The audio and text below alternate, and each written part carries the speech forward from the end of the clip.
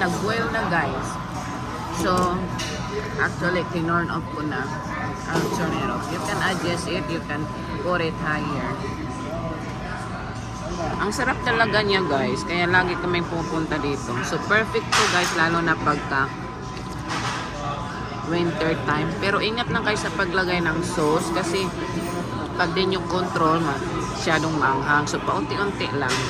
Nilagyan ko lang ng konting maanghang. Ang sarap dito guys. Saka, talagang healthy siya. Pag pinili mo yung healthy meat, like brisket, wala siyang masyadong taba.